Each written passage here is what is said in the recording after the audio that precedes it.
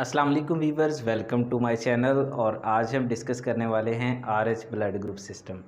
आज हम बात करेंगे कि आरएच ब्लड ग्रुप सिस्टम क्या होता है और हम आरएच ब्लड ग्रुप सिस्टम को क्यों स्टडी करते हैं जब हम एबीओ ब्लड ग्रुप सिस्टम की मदद से ब्लड ग्रुप को चेक कर लेते हैं। पिछले लेक्चर में हमने डिस्कस किया था कि हमारे पास एक सिस्टम होता है ABO blood group system. Karl Landsteiner ने ये सिस्टम दिया था जिसके अकॉर्डिंग ब्लड ग्रुप या तो ए होता है, बी होता है, ए बी या फिर ओ होता है। आज हम देखेंगे कि what is RH blood group system और इसकी हमें ज़रूरत क्यों पेश आती है और ये आरएच ब्लड ग्रुप सिस्टम होता क्या है। तो टॉपिक की तरफ चलते हैं। आरएच ब्लड ग्रुप सिस्टम को हम डिस्कस करेंगे और ये सिस्टम भी कार्ल लैंडस्टीनर ने ही दिया था, ये सिस्टम भी कार्ल लैंडस्टीनर ने ही बताया था। जब हम एबीओ सिस्टम को स्टडी करते हैं तो हम साथ ही साथ आरएच सिस्टम को भी स्टडी करते हैं। आरएच सिस्टम की जब मैं बात करता हूं तो सबसे पहली चीज़ जो हमें स्टडी करनी है that is RH factor. RH factor firstly आपको ये समझ लेना है कि आरएच फैक्टर क्या होता है। इस आरएच फैक्टर को लेके ही हम पूरे टॉपिक को समझ सकते हैं। अब आरएच फैक्टर की जब हम बात करते हैं तो ABO blood type is further differentiated bye positive और नेगेटिव साइंस। आपने देखा होगा कि जब हम ब्लड ग्रुप चेक करते हैं तो हम कहते हैं ए पॉजिटिव है या फिर ब्लड ग्रुप ए नेगेटिव है। तो ये जो नेगेटिव और पॉजिटिव सिंबल्स हैं, पॉजिटिव और नेगेटिव साइंस हैं, ये कहाँ से आते हैं, हम इनको कैसे डिटरमिन करते हैं।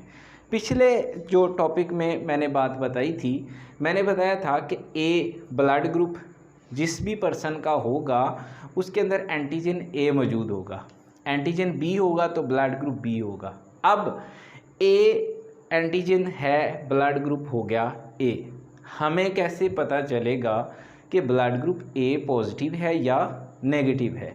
उस पॉजिटिव और नेगेटिव को हम कैसे चेक करेंगे? बाय द प्रेजेंस और absence of an other antigen that is called as Rh factor. हमारे पास आरबीसी है, उसकी सरफेस के ऊपर एंटीजन ए मौजूद था तो हमने कहा ब्लड ग्रुप ए है। अब उसकी सरफेस पे आरएच एंटीजन मौजूद था या नहीं था, उसने डिसाइड करना है कि जो ए ब्लड ग्रुप है वो पॉजिटिव है या नेगेटिव है। ब्लड ग्रुप का पॉजिटिव होना और नेगेटिव होना डिसाइड करेगा आरएच फैक्टर, मतलब डिसाइड करेगा एंटीजन जिसको हम आरएच फैक्टर बोल रहे हैं। फॉर एग्जांपल इसको मज़ीद क्लैरिफाई करते हैं। आपके पास ये एक आरबीसी है that is an red blood cell, यहाँ पे ये एक और रेड ब्लड सेल है।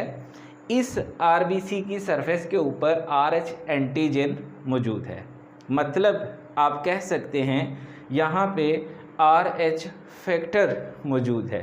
उस आरएच फैक्टर की प्रेजेंस की वजह से ये जो आरबीसी है, जो भी ये ब्लड ग्रुप होगा ए बी समथिंग एल्स कुछ भी, ये होगा positive due to the presence of an RH antigen.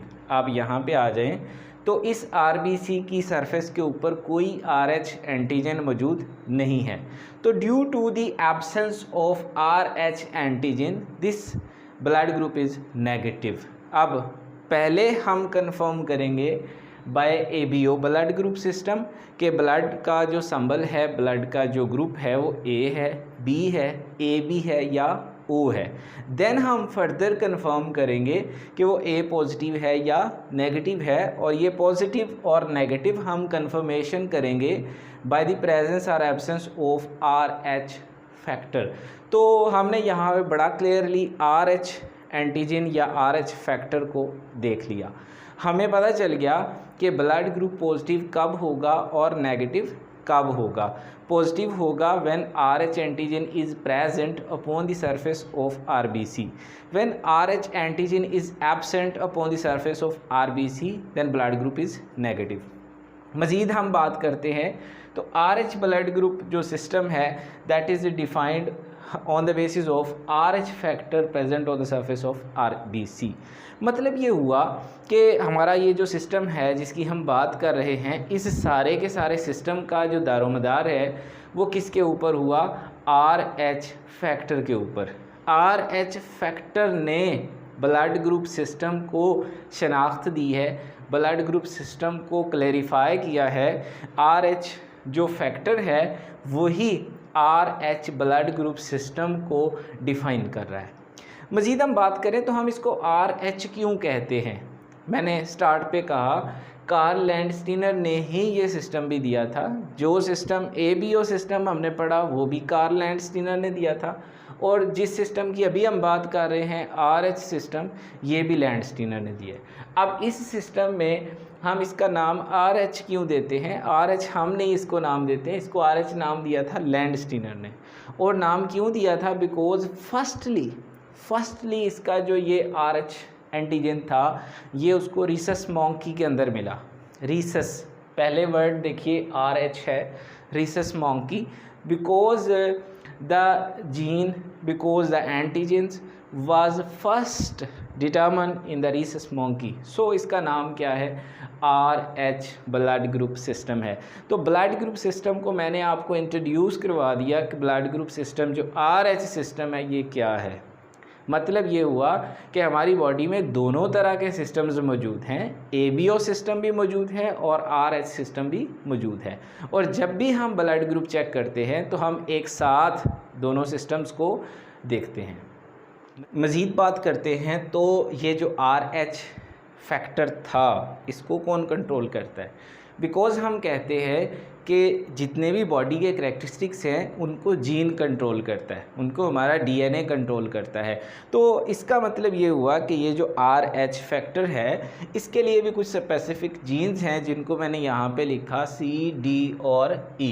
There are 3 jeans जो कि एक ही क्रोमोसोम के ऊपर एक ही जगह पे आपस में लिंक्ड लोकस के ऊपर, मतलब अगर आपके पास ये एक क्रोमोसोम है तो एक दूसरे के साथ लिंक्ड लोकस के ऊपर ये जीन्स मौजूद होंगे। जीन का नाम मैं दोबारा रिपीट कर रहा हूँ, C, D और E। These are 3 genes which determine the RH blood group. तो these are the three genes which encode RH blood group system. There are 3 genes which occupy the tightly linked locus upon the same chromosome. Then मज़ीद बात करते हैं, हमारे पास 3 gene थे, gene D, C और E। अब चूँकि लिंक्ड लोकस हैं लेकिन लोकस अलग अलग हैं, gene D will be on the locus D, gene C will be on the locus C and E on the locus E। तो ये तीनों लोकस करीब लेकिन अलग अलग लोकस पे तीनों जीन्स मौजूद होंगे। अब बात करते हैं जो D वाला है, वैसे बाकी दोनों भी एक्सप्रेस करते हैं RH एंटीजन को या एक्सप्रेस नहीं करते हैं, लेकिन जो जीन D है that is very much important. Gene D का RH फैक्टर की एक्सप्रेशन में ज़्यादा रोल है। जैसे यहाँ पे मैंने लिखा है gene D majorly control the expression of RH factor, इसका मेजर रोल है, बाकी दोनों भी कंट्रोल करते हैं but gene D is most important here. So we will focus upon gene D। Gene D have 2 alleles, इसके 2 अलील्स होते हैं। और अलील्स क्या होते हैं ये मैंने चैप्टर के स्टार्ट में बताया था। Alleles are the alternative forms of a gene, copies of a gene are called as allele. तो यहाँ पे हमारे पास 2 अलील्स हैं, कैपिटल D, स्मॉल d।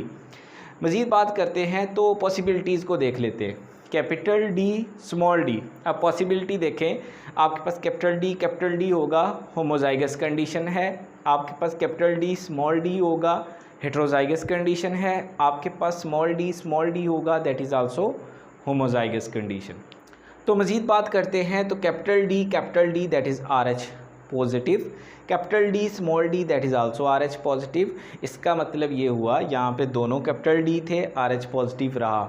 यहाँ पे एक कैपिटल D था तो भी RH पॉजिटिव रहा। It's mean capital D is completely dominant over small d। Capital D is expressing itself but small d is masked here, small d is not expressing here।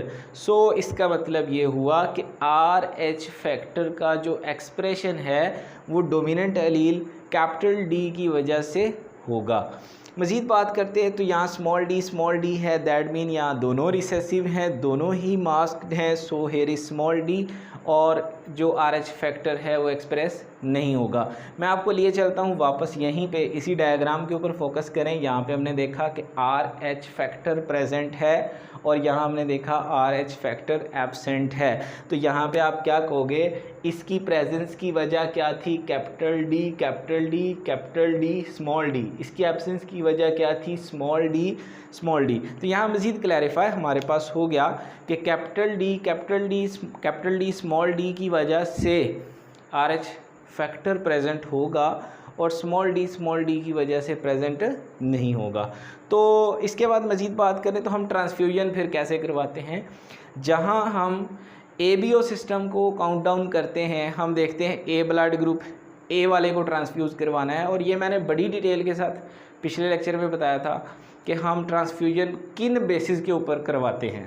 ابھی یہاں پہ اگر میں بات کروں تو جب ہم اے بی او سسٹم کو دیکھ رہے ہوتے ہیں کہ اے والا ہے، اے والے بندے کو لگا سکتے ہیں، وہاں پہ ہم ساتھ ہی ساتھ آر ایچ سسٹم کو بھی فالو کر رہے ہوتے ہیں۔ ہم آر ایچ سسٹم کو بھی ذہن میں رکھتے ہیں۔ Are H positive donor is completely incompatible, is totally incompatible for RH negative recipient. If here is an RH negative recipient تو آپ اس کو اگر ٹرانسفیوژن کروانے لگتے ہو RH پازیٹیو کی تو یہ انکمپیٹیبل ہے۔ کیوں انکمپیٹیبل ہے؟ جب آپ RH پازیٹیو لگاؤ گے تو RH نیگیٹیو کیا کرے گا، اس کے اگینسٹ اینٹی باڈیز جنریٹ کرے گا۔ So it is totally incompatible to transfuse RH positive to an RH negative person. So ہم اے بی او سسٹم کے ساتھ ساتھ RH انکمپیٹیبلٹی، RH کمپیٹیبلٹی کو بھی چیک کرتے ہیں۔ یہ تھا ہمارا آج کا ٹاپک، جس میں میں نے آپ کو مکمل ڈیٹیل کے ساتھ بتایا RH سسٹم کیا ہوتا ہے، RH سسٹم کے بارے میں جو ڈیٹیلز تھیں میں نے ساری شیئر کی۔ If you have any ambiguity you can write down in the comment box، اور مجھے دیجیے اجازت، دوبارہ ملیں گے کسی نئے ٹاپک کے ساتھ۔ اللہ حافظ۔